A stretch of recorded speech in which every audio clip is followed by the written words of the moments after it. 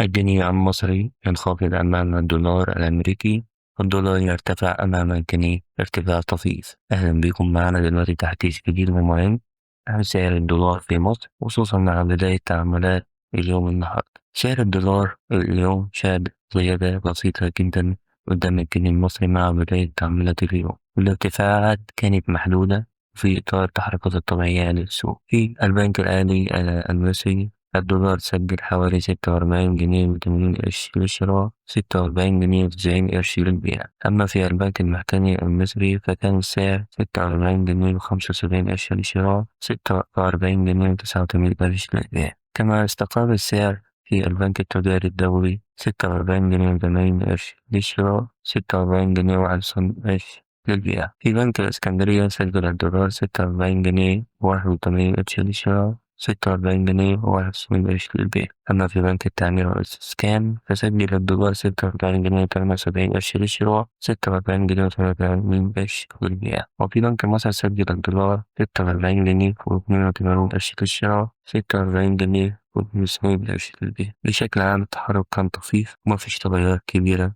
السوق لسه محافظ على الهدوء النسبي. لو حابب تتابع أسعار الدولار والذهب أول بأول من غير التهويل، ما تنساش تشترك في القناة وتفعل الجرس واعمل لايك للفيديو عشان يوصلك أو يوصل لأكبر عدد ممكن، واكتب لنا في التعليقات شايف الدولار رايح على فين. مع السلامة.